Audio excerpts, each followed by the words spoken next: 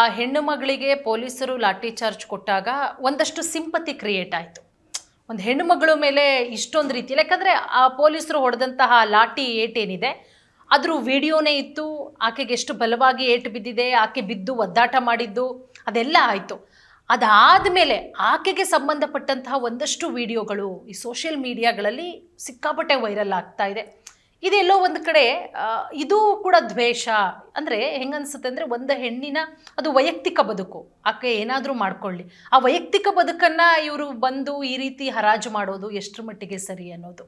ಮೊದಲನೇದಾಗಿ ನಾನು ವೈಯಕ್ತಿಕ ಬದುಕನ್ನು ಬೀದಿಗೆ ತರುವುದನ್ನು ಕಟುವಾಗಿ ವಿರೋಧಿಸ್ತೇನೆ. That is a first. ಆದರೆ ಆ ಹೆಣ್ಣೆ ಒಂದಷ್ಟು ವಿಡಿಯೋಗಳನ್ನ ಅಪ್ಲೋಡ್ ಮಾಡಿ. ಎಸ್, ಆದರೆ ಇಲ್ಲಿರುವ ಸಮಸ್ಯೆ ಏನು ಅಂದರೆ, ಇಂಥ ಸಂದರ್ಭದಲ್ಲಿ ಬಲಿಯಾಗುತ್ತಿರುವವರು ಯಾರು ಅನ್ನೋದಿದೆಯಲ್ಲ, ಅಲ್ಲಿ ಯಾರಾದರೂ ವಿಜಯೇಂದ್ರನ ಅಣ್ಣ ತಮ್ಮಂದಿರೋ ಅವ್ರ ಫ್ಯಾಮಿಲಿಯವರಿದ್ದಾರಾ, ಯಡಿಯೂರಪ್ಪನವ್ರ ಫ್ಯಾಮಿಲಿಯವರಿದ್ದಾರಾ, ಸಿ ಟಿ ರವಿ ಅವರ ಫ್ಯಾಮಿಲಿಯವರಿದ್ದಾರಾ, ಅಶ್ವಥ್ ನಾರಾಯಣ ಅವ್ರ ಫ್ಯಾಮಿಲಿಯವರಿದ್ದಾರಾ, ರಾಜಕೀಯ ಲಾಭ ಪಡೆಯುವ ಯಾವುದೇ ವ್ಯಕ್ತಿ ಏನಿದ್ದಾರೆ ಅವರು ಕುಟುಂಬದವರು ಯಾರೂ ಕೂಡ ಪ್ರತಿಭಟನೆಯಲ್ಲಿಲ್ಲ. ಅವ್ರ ಕುಟುಂಬದವರು ವಿದೇಶದಲ್ಲಿ ವಿದ್ಯಾಭ್ಯಾಸ ಪಡಿತಾರೆ, ಬಾಂಬೆ ಡೆಲ್ಲಿಗಳಲ್ಲಿರ್ತಾರೆ, ಫ್ಲೈಟ್ನಲ್ಲಿ ಓಡಾಡ್ತಾರೆ. ಈ ಹಿಂದೂ ಧರ್ಮವನ್ನು ಉಳಿಸ್ತೀನಿ ಅಂತ ಈ ಮುಸ್ಲಿಮರಿಂದ ಹೋರಾಟ ಮಾಡೋದಕ್ಕೆ ತಗೊಂಡೋಗಿ ಬಿಡುವರು ಆ ಪೆಟ್ರೋಲ್ ಬಂಕ್ನಲ್ಲಿ ಕೆಲಸ ಮಾಡುವ ಜ್ಯೋತಿ ಅಂತ. ಅವಳು ಮುಗ್ದೆ ಅಂತ ಹೇಳಿದ್ದಾರೆ. ನಾನು ಅವಳು ಮುಗ್ದೆ ಹೌದೋ ಅಲ್ಲ ನನಗೆ ಗೊತ್ತಿಲ್ಲ. ಆದರೆ ಅವಳು ಬಲಿಪಶುವಾಗುವ ಬಗೆ ಇದೆಯಲ್ಲ, ಅದು ದಟ್ ವಾಸ್ ಶಾಕಿಂಗ್. ಅವಳು ಹೇಳ್ತಾಳೆ, ನಾನು ಒತ್ತಡಕ್ಕೆ ಮಣದೆ, ನನಗೆ 2,000 ರೂಪಾಯಿನ ಕೊಡ್ತೀನಿ ಅಂತ ಅಂದರು, ಅದಕ್ಕೆ ಬಂದೆ ಅಂತಾಳೆ. ಸೊ ಅವಳು ಪೆಟ್ರೋಲ್ ಬಂಕ್ನಲ್ಲಿ ಕೆಲಸ ಮಾಡಿ ತನ್ನ ಕುಟುಂಬವನ್ನು ನಿರ್ವಹಣೆ ಮಾಡ್ತಾ ಇದ್ದಂಥ ಹುಡುಗಿ.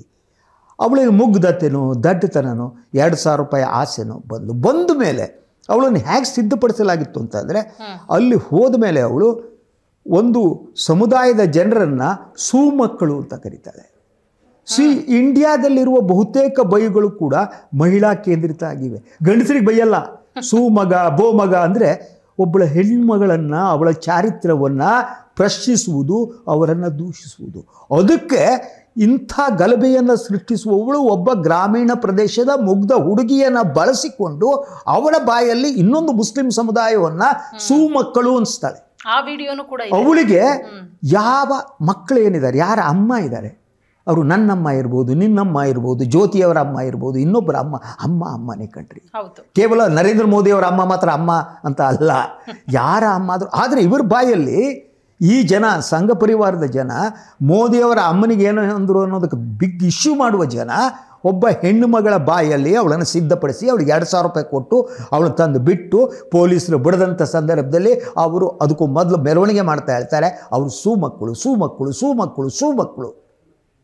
ಈ ರೀತಿಯ ಜನರನ್ನ ಸೃಷ್ಟಿ, ಆ ಮೂಲಕ ಹೆಣ್ಣು ಮಕ್ಕಳ ಇದರಲ್ಲೇ ಇನ್ನೊಬ್ಬ ಸಮುದಾಯದ ಹೆಣ್ಣು ಮಕ್ಕಳನ್ನು ಸೂ ಅಂತ ಕರೆಸುವುದಿದೆಯಲ್ಲ, ಇದು ಯಾರಾದರೂ ಹೆಣ್ಣು ಮಕ್ಕಳನ್ನು ತಾಯಂದಿರು ಅಕ್ಕಂದಿರು ಅಂತ ಹೇಳುವವರು ನಿಜವಾಗಿ ಅವ್ರ ಮನಸ್ಸಿನಲ್ಲಿ ಆ ಭಾವನೆ ಇದ್ದರೆ ಅವ್ರು ಹೇಳೋಕ್ಕೆ ಸಾಧ್ಯನಾ? ಅಂಥ ಜನರನ್ನು ಸೃಷ್ಟಿಸಿ ಅವರನ್ನು ರಸ್ತೆಯಲ್ಲಿ ಬಿಡೋವಂಥದ್ದು. ಇವು ಯಾವ ನಾಯಕರುಗಳು ತಮ್ಮ ಮಕ್ಕಳನ್ನು ಬಿಡಲ್ಲ. ಮೊದಲು ಇವತ್ತು ಪ್ರತಿಭಟನೆ ಮಾಡ್ತಾಯಿದ್ದಾರೆ, ಇವತ್ತು ಬಂದ್ ನಡೀತಾ ಇದೆ, ಹೇಗಾಗುತ್ತಾ ಗೊತ್ತಿಲ್ಲ. ನಾಳೆ ಒಂದು ದಿವಸ ಮಾಡಲಿ. ಈ ಎಲ್ಲ BJP ನಾಯಕರುಗಳೇನಿದ್ದಾರೆ, MLAಗಳು, ಅವ್ರ ಮಕ್ಕಳು ತಗೊಂಡೋಗಿ ಬಿಡಲಿ. ಅಲ್ಲಿ ಬಿಡ್ತಾರೆ ಅವರು. BJP ಅಧ್ಯಕ್ಷರ ಮಕ್ಕಳು ಬಿಡಲಿ, ಅಶೋಕ ಅವ್ರ ಮನೆ ಮಕ್ಕಳನ್ನು ಕರ್ಕೊಬಂದು ಬಿಡಲಿ, ಅಲ್ಲಿ ಸಿ ಟಿ ರವಿ ಅವ್ರ ಮನೆ ಮಕ್ಕಳು ತಂದು ಕರ್ಕೊಬಂದು ಬಿಡಲಿ. ರಾಜಕೀಯ ಲಾಭ ಬೇಕು, ಅಧಿಕಾರ ಬೇಕು.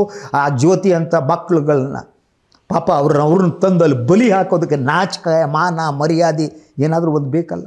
ಮಾಡಲಿ, ಪ್ರತಿಭಟನೆ ಮಾಡಲಿ, Hindutva. I have no issue about that. ಹಾಗೆ ಮಾಡೋದಿದ್ರೆ ನಿಮ್ಮ ಮಕ್ಕಳನ್ನು ಬಿಡಿ.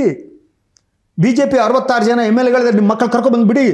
ಆಗುತ್ತಾ? ಇಲ್ಲ, ನಿಮ್ಮ ಮಕ್ಕಳು ಇಲ್ಲಿ, ನಿಮ್ಮ ಮಕ್ಕಳು ರಸ್ತೆಗಳಿಯಲ್ಲ. ಬಡವರ ಮಕ್ಕಳು, ಹಿಂದುಳಿದವ್ರ ಮಕ್ಕಳು, ದಲಿತರ ಮಕ್ಕಳು, ಅಂಥ ಮಕ್ಕಳು ಅವರ ಒಳಗಡೆ ಆ ವಿಷಯವನ್ನು ತುಂಬಿ ಅವರನ್ನು ತಗೊಂಡು ಹೋಗ್ಬಿಟ್ಟು ನೀವು ಮುಸ್ಲಿಮರ ವಿರುದ್ಧ ಬಿಡ್ತೀರಿ. ಸತ್ತರೆ ಅವ್ರ ಸಾವಿಗೆ ಇವತ್ತು ಆ ಚಿತ್ರ ನೀವು ಗಮನಿಸಿರ್ಬೋದು.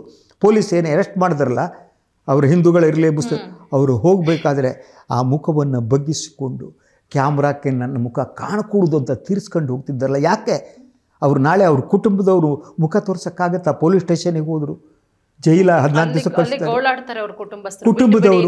ಸೊ ಅಲ್ವಾ, ಹೀಗೆ ನೀವು ಮುಖವನ್ನು ಹಿಂಗೆ ಬಗ್ಗಿಸಿಕೊಂಡು ಮರೆಮಾಚಿಕೊಂಡು ಕ್ಯಾಮರಾಗಳಿಂದ ತಪ್ಪಿಸಿಕೊಂಡು ಹೋಗುವಂಥ ಒಂದು ಸ್ಥಿತಿಯನ್ನು ನಿರ್ಮಿಸಿದ್ರಲ್ಲ, ಅವರು ಕುಟುಂಬಗಳಿಗೆ ಏನು ಹೇಳ್ತೀರಿ? 20 ಜನ ಮುಸ್ಲಿಮ್ರು ಇರ್ಬೋದು, ನಿನ್ನೆ ಗಲಭೆ ಸಂಬಂಧಪಟ್ಟಾಗ ಇನ್ನಷ್ಟು ಹಿಂದೂಗಳನ್ನು ಮಾಡ್ಬೋದು. ಹಿಂದೂ ಮುಸ್ಲಿಂ. ಆದರೆ ಅವ್ರ ಕುಟುಂಬಗಳು ಅವ್ರ ತಲೆ ಎತ್ತಕ್ಕಾಗತ್ತಾ? ಅಕ್ಕಪಕ್ಕದ ಮನೆಯವರು ಏನು ಮಾತಾಡ್ತಾರೆ? ಅವ್ರು ಏನು ಹೇಳ್ತಾರೆ? ಅಯ್ಯೋ ನಿಮ್ಮ ಮಗ ನೀವು ನೋಡ್ರಿ, ನಿಮ್ಮ ಮಗ ಹೋದ್ನಲ್ಲ ಪೊಲೀಸ್ ಸ್ಟೇಷನಿಗೆ, ಜೈಲಿಗೆ ಬೇಕಿತ್ತ ಅಂತಾರೆ. ಅವ್ರು ತರಕಾರಿ ತಗೋರಕ್ಕೆ ಹೋದರೆ ಅಲ್ಲಿ ಹೇಳ್ತಾರೆ, ದಿನಸಿ ಖರೀದಿ ಮಾಡೋಕ್ಕೆ ಹೋದರೆ ಅಲ್ಲಿ ಹೇಳ್ತಾರೆ, ಅಂಗಡಿ ಹತ್ರ ಎಲ್ಲೋ ಸಾರ್ವಜನಿಕವಾಗಿ ನಿಂತ್ಕೊಂಡ್ರೆ ಹೇಳ್ತಾರೆ, ನೆಂಟ್ರಿಷ್ಟರ ಮದುವೆ ಮನೆಗಳಲ್ಲಿ ನಿಂತ್ಕೊಂಡ್ರೆ ಹೇಳ್ತಾರೆ ನಿಮ್ಮ ಮಗ ಜೈಲಿಗೆ ಹೋಗ್ಬೋದ ಅಂತ. ಅದಕ್ಕೆ ಅಶೋಕ ಬಂದು ಉತ್ತರ ಕೊಡ್ತಾರಾ? ಅದಕ್ಕೆ ವಿಜೇಂದ್ರ ಬಂದು ಉತ್ತರ ಕೊಡ್ತಾರಾ? ಅದಕ್ಕೆ ಯಡಿಯೂರಪ್ಪ ಬಂದು ಉತ್ತರ ಕೊಡ್ತಾರಾ? ರಾಜಕೀಯ ಲಾಭ ಪಡೆಯೋರು. ರಾಜಕೀಯ ನೀವು ಬಲಿ ಕೊಡಿದ್ರೆ ನಿಮ್ಮ ಮನೆ ಮಕ್ಕಳನ್ನ ಕೊಡಿ, ಬೇರೆಯವ್ರ ಮನೆ ಮಕ್ಕಳನ್ನು ಬಾವಿಗೆ ಹಾಕಿ ಯಾಕೆ ಚಂದ ನೋಡ್ತೀರಿ? ಮತ್ತೆ ಹೇಳೋದು ಬಿಜೆಪಿ ಕಾಂಗ್ರೆಸ್ ಅಧಿಕಾರಕ್ಕೆ ಬಂದ ಮೇಲೆ ಹಿಂದೂಗಳಿಗೆ ರಕ್ಷಣೆ ಇಲ್ಲ, ಹಿಂದೂ ಹಬ್ಬಗಳಿಗೆ ಮನ್ನಣೆ ಇಲ್ಲ. ಹುಚ್ಚುತನ ಕಂಡ್ರಿ. ಮುಸ್ಲಿಮರು ಕರ್ನಾಟಕದ 14% ಇದ್ದಾರೆ. ಈ 84% ಇರೋ ಹಿಂದೂಗಳು ಅವ್ರಿಗೆ ರಕ್ಷಣೆ ಇಲ್ಲ ಅಂದರೆ ಯಾರು ನಂಬೋ ಮಾತಾ ಇದು? ಯಾರಾದರೂ 14% ಜನ ಹೋಗ್ಬಿಟ್ಟು 84% ಜನನ ಹೊಡೆಯೋಕ್ಕಾಗತ್ತಾ? ಮಾಡ್ತಾರ? ಸಣ್ಣ ಪುಟ್ಟ ಇನ್ಸಿಡೆಂಟ್ಸ್ಗಳು ನಡೀತವೆ. ರಿಲಿಜನ್, ಧರ್ಮ, ನಾನು ಹೇಳಿದೆ ಧರ್ಮ ಅಂದರೆ ಹಾಗೆ, ಈ ಧರ್ಮಗಳ ಇದೇ ಅಷ್ಟು ಅಲ್ವಾ? ಆದ್ದರಿಂದ ಮನುಷ್ಯ ಈ ಧರ್ಮದ ಸಂಕೋಲೆಯಿಂದ ಹೊರಗೆ ಬರಬೇಕು ಅಂತ ನಂಬಿದವು ನಾನು.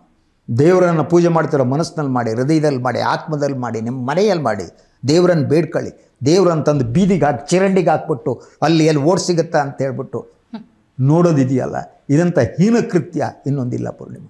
ಖಂಡಿತ ಸರ್. ನೋಡೋಣ, ಬಿಜೆಪಿಯಿಂದ ಪ್ರತಿಭಟನೆ ಆಗ್ತಾ ಇದೆ, ಇದು ಯಾವ ಹಂತಕ್ಕೆ ಹೋಗಿ ನಿಲ್ತ್ಕೊಳ್ಳುತ್ತೆ, ಏನಾಗಬಹುದು ಅನ್ನೋದನ್ನ ನಾಳೆ ನಾವು ಇದ್ರ ಬಗ್ಗೆ ಡಿಸ್ಕಸ್ ಮಾಡೋಣ, ಏನಾಗುತ್ತೆ ಅಂತ.